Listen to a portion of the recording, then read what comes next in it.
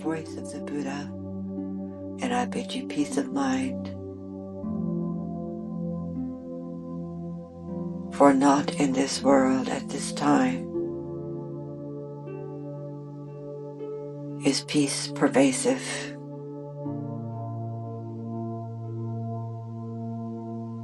In the teachings to shed light upon the path within that leads to this peace is so necessary and needed in this day and time. For many of our teachings become disrupted, muddied, and unclear of their use within the mind of man.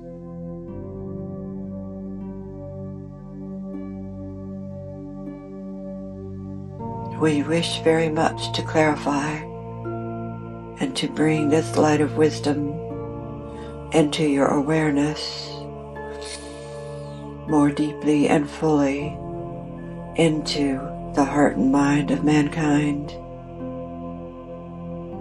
There have indeed been the spread of all of these teachings given by the many Buddhas, all stemming from the One, just as you do from the Source, from the Father of all creation.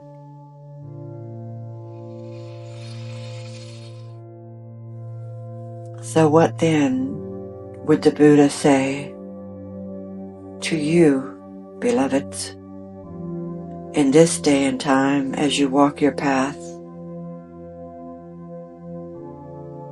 as you navigate through the transition of this dawning, for peace to become all-pervasive?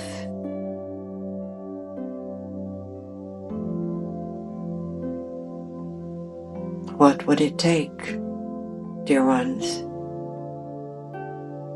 For one, for you to yearn and desire to live in this peace. What does it take? If it's not born into you,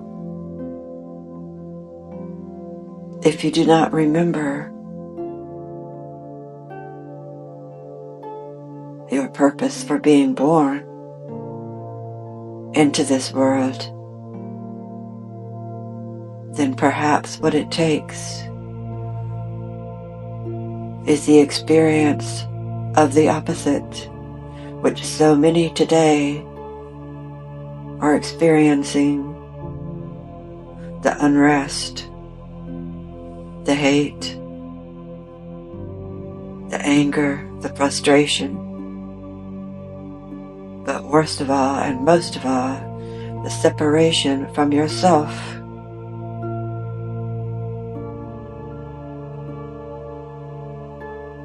For out of this separation and focus on everything that is being reflected to you from the outside world,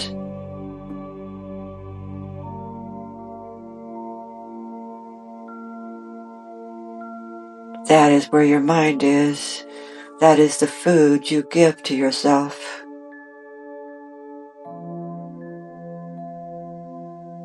And when you feed yourself this way, without awareness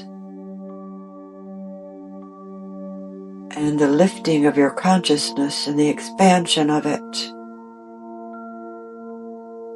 then you become privy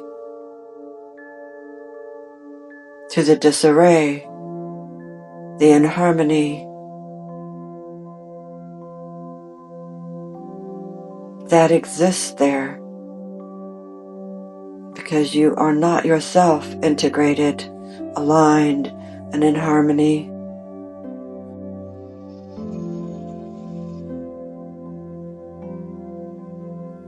we seek to shore up and to shed light upon these teachings with ways that you can anchor yourself into them.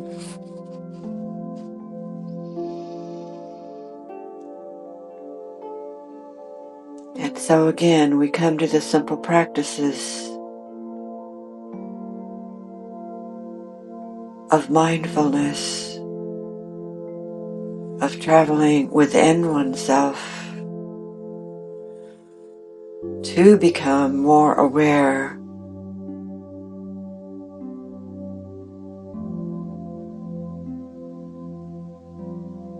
of these tools to be used in your life. When one reads the life of the Buddha himself, the first thing that he did was to leave his family and his castle of comfort and pleasure. We do not ask you to do these things in the physical way that the Buddha chose as his path. But you can learn mindfulness, detachment, discipline, can all be learned within the drama of life that you find yourself embroiled within. So many are reaching out, crying in their discomfort for connection.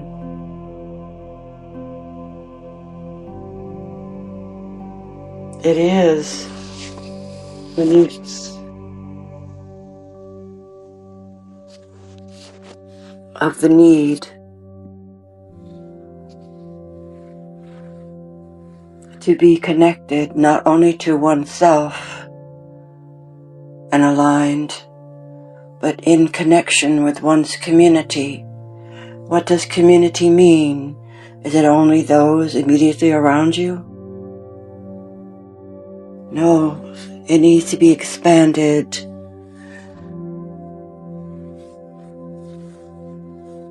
into the community of those who think as you do, who feel as you do, who yearn as you do for this peace. And this is indeed occurring, and it grows at a faster pace. But this also leaves you room for growth and transformation within its realm as well. For all are at different paces, and all still perceive and create their own worlds to co-create together, to bring all of them united into one.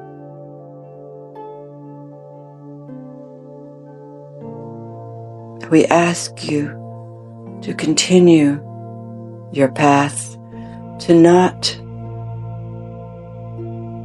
give up, for you do not know when that moment will come where all you have done within the physical realm meets with the yearning in your heart and the unity within yourself, your guides, your angels, and Source,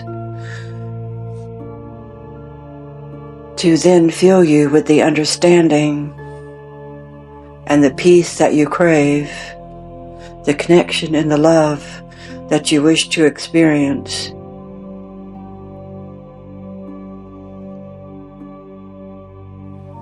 Remember, dear ones, you are working within the realm of time and space. So for you it is an unfolding process,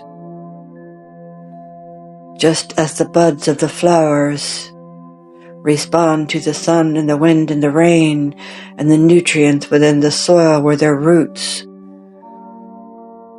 go deep, unfolds slowly in this way with these things, so do you, my loves, unfold with your feet within the realms of this time and space, within the experiences that you have, within those that you meet, what you read, what you take in, what you feed yourself.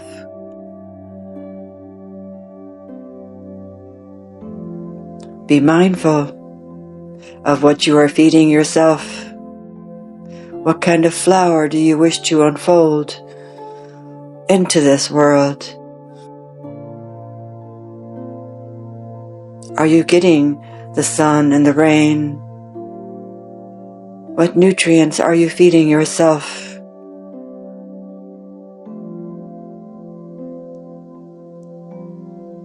You cannot see yourself, just as the rose does not see itself.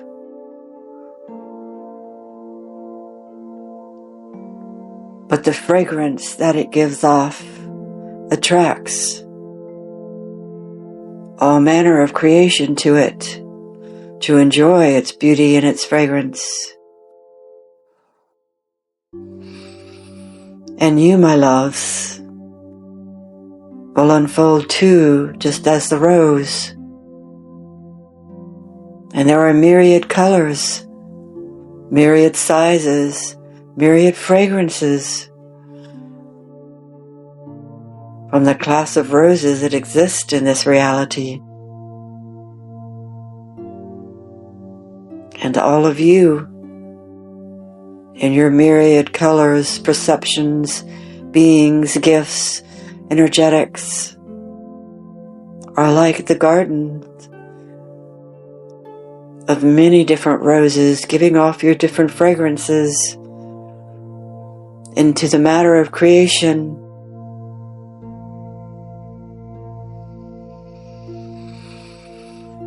Ah, yes, we must not forget the thorns.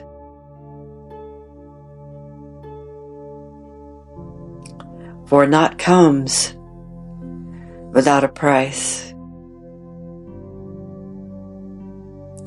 So how then do we come back around to experiencing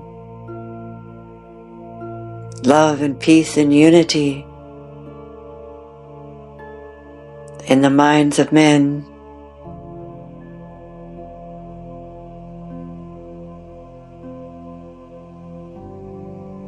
We come back around to the simple teachings of what is required for you to have these experiences.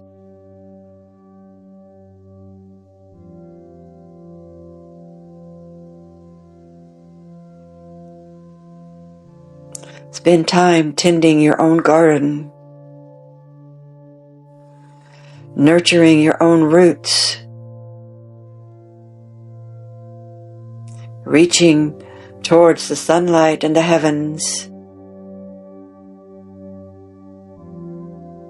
and letting the rain fall upon you when those times are necessary for the feeding of your soul and mind and the unfolding of it and transformation of it. Pay attention to your cycles, for there are always ups and downs, ins and outs, currents changing, for that is the nature of this world.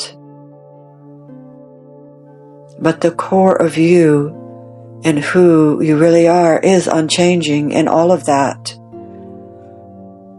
is the source of all of that. So we leave you with this: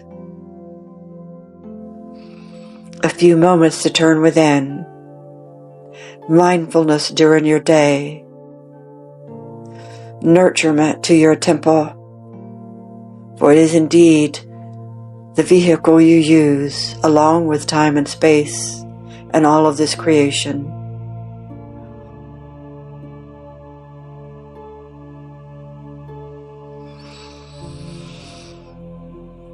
We love you and we bid you peace. And the Buddha, who lives